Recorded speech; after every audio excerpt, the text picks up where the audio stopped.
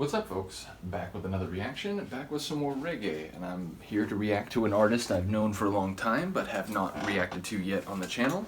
We're talking Pato Banton, excuse me, a UK artist. He's been around for a long time. I think his biggest hits were like in the mid to late 80s and early 90s, and indeed the tune we're going to listen to right now is from the 80s. We're going to listen to Don't Sniff Coke, which, you know, is a very clear title, and there's not only is that sentiment expressed numerous times, but cocaine is contrasted with marijuana in the song, and much to my agreement, the song takes a very positive view of marijuana and a very negative view of cocaine. But it's interesting because it's presented within this narrative, and I don't know if this narrative is based on an actual experience Pato had, perhaps, you know, changing the name or something. But even if it's an entirely created narrative for the sake of the song, it's really compelling and it feels like something that could have really happened.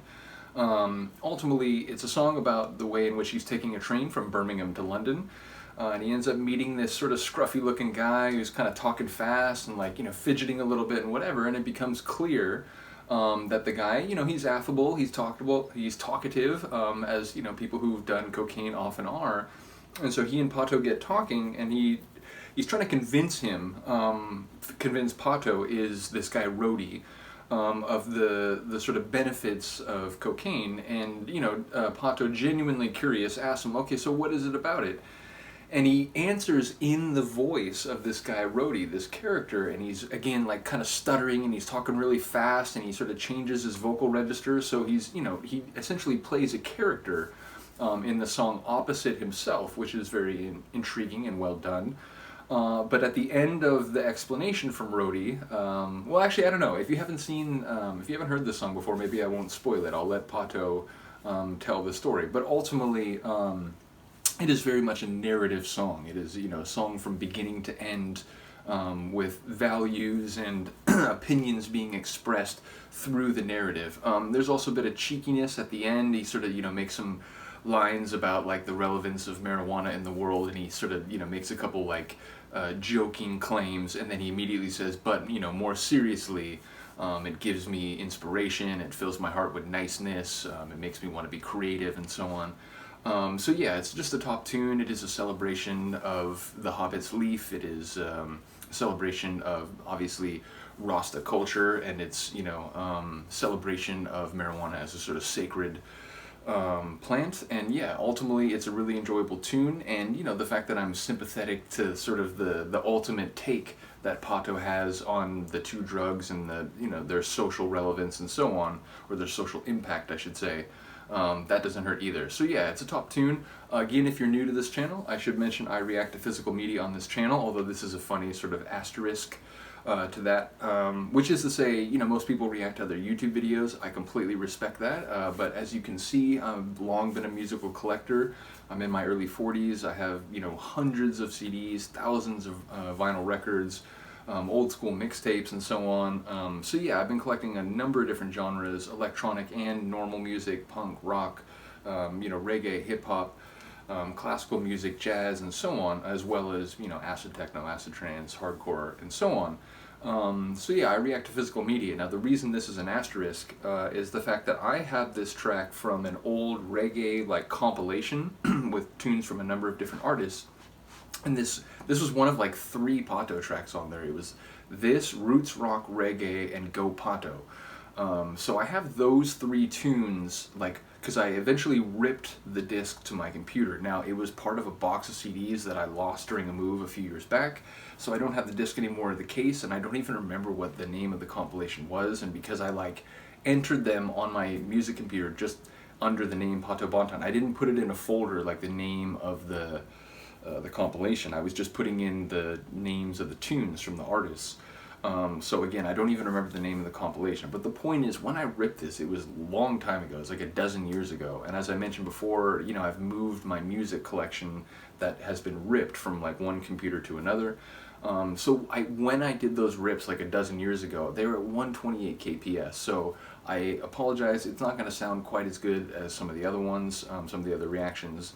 So yeah, I do apologize, but it's a good enough tune that I felt like it warranted it, and ultimately, the reason that I'm reacting to a Pato tune is because I've been thinking about his music more recently. So the plan is to eventually get a couple like proper albums, whether CD or vinyl. At which point I'll go through like an album properly. But again, I have at least 3 tunes of his that I'd like to react to in the meantime. So let's get to it. This is Pato Banton, Don't Sniff Coke. I'm gonna guess this is like 86 or 87. Let me see if. Okay, so 86, yep, and it was an A-side record. It was a single from UK Bubblers, I think is the first release of where this track appeared. But yeah, like I said, a song from 86 by Pato Banton, Don't Sniff Coke. Now this one is dedicated to the people all over. Remember the words of your crucial entertainer. When I say I do not sniff the coke, I only smoke the sensimilla. I do not sniff the coke, I only smoke. I do not sniff the coke, I only smoke. I do not sniff the coke, I only smoke. I do not sniff the coke, I only smoke. Without a doubt, I am the boss, and in my class I am the teacher. If music is a fruit of life, then I will be a reaper. If MC business was a school, then I would be headmaster. If a car, I'd be the driver. For bike, I'd be the rider. If MC business was a church, Pato would be the vicar. And instead of calling me MC, you all would call me preacher. But fun and joke aside, I won't get serious in this matter and dedicate this style to each and every cocaine dealer. I do not sip the coke, I only smoke. I do not sip the coke, I only smoke. I do not sip the coke, I only smoke. Now I go sip the coke, I only smoke. In February 1985, Pato became a winner because I did that tune called Hello Tosh. In February 1985, Pato became a winner because I did that tune called Hello Tosh. It shooted up the charts and nearly gave my mama a failure. She looked at me and said, "So me glad me grow you proper. I sound like you with bit of pride and joy of any mother. Don't make a finger to your head, just think about your future." Don't just have encouragement, just make me push on further to break down any walls and also break through any barrier. I got a lot of guidance from GT, who is my manager. Assistance from Don Christie, fashion out across the border. I also got a lot of aid from Good Sense Mila. That's why I do not snort the coke, I only burn the ganja. I do not sip the coke, I only smoke. I do not sip the coke, I only smoke. Keyboard layer, just a little element, but I do not sip the coke, I only smoke. Sense Mila. Pass the coochie mouth. Pass the coochie mouth.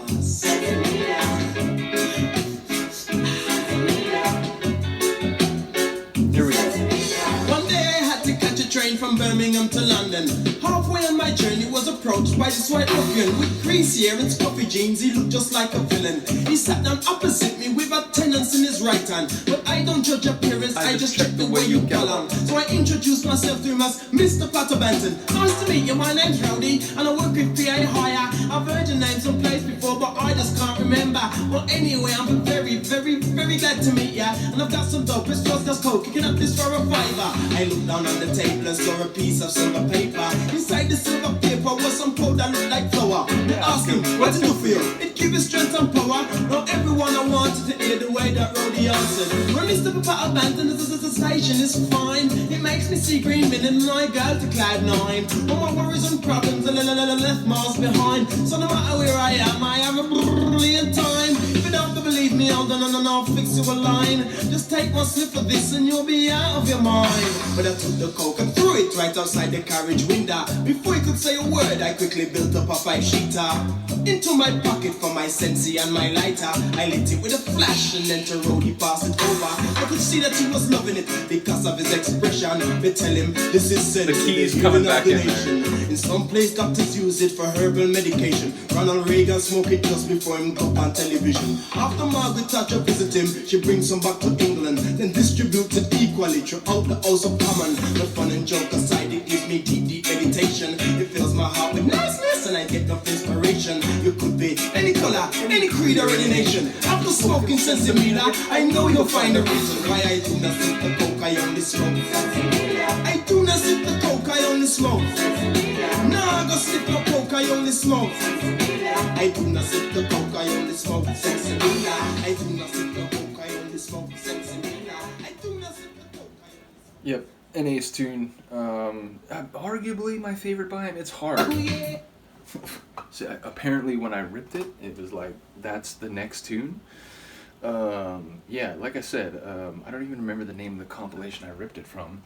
But yeah, ultimately, I really do enjoy the narrative, the unfolding of the story. I forgot that he did his mom's voice too. So yeah, obviously it's like he can do like character voices even while singing, even as part of a song. So that's very impressive and enjoyable. And yeah, I enjoy the way he talks about it at the end, that, you know, it sort of helps my personality. It fills me with niceness. It makes me want to be a good person, which, you know, it's evident even if you go back to the beginning of the story where, you know, Rhodey approaches him and he's like, kind of scruffy looking hair and like greasy jeans and, you know, sort of like a, you know, shaking in his hand and so on. But it's like, you know what? I don't judge people just based on their physical appearance. So you know what? Like, what do you got to say? Like, I'll sit down and talk to this guy. So yeah, I do enjoy the way he talks about its influence on his personality and his creativity and sort of, you know, his mental like health and so on. So yeah, I enjoy the tune both like philosophically and narratively. And like I said, you know, it's like a sort of straight away reggae tune. There's no like element that's like, oh wow, that's like a crazy brass section like I've never heard in a reggae tune. There's nothing like exceptional in the sonics, but it's exactly what it needs to be, and I think that's typified most clearly again by the keys. I think they just have this nice kind of like rhythmic groove to them, nice like chord, and when it comes in like after he hands Rhodey the joint and Rhodey starts smoking it and loving it and you can see his expression, the fact that it comes back in right there is so perfect. So yeah, top tune, shout out to Pato. As I said, I have a couple more of his tracks from some compilation. I have Go Pato, which is really cool because not only is it very like uplifting and inspiring tune as well, but there's also this cool bit that he does at the end where he's sort of mostly in alphabetical order. He kind of jumps a little bit, but mostly in alphabetical order. He like makes rhyming reference to all 50 U.S. states as well as like other territories, like Puerto Rico and so on. So yeah, it's a very like cool segment of a track. And then I have Roots Rock Reggae, which is a sort of celebration of roots reggae, which is, you know, defined separately from, say, dancehall and raga, sort of like later subgenres of reggae, which, you know, I like a lot of different kinds of reggae, including dancehall and raga. But yeah, Roots is fantastic, and, you know, a lot of the like maybe most famous like reggae artists are kind of in the Roots like umbrella category. But yeah, let me know what you think of this one. Let me know if you're familiar with Pato, or if you're not, what you thought of the story. Other than that, I will see you next time. Peace.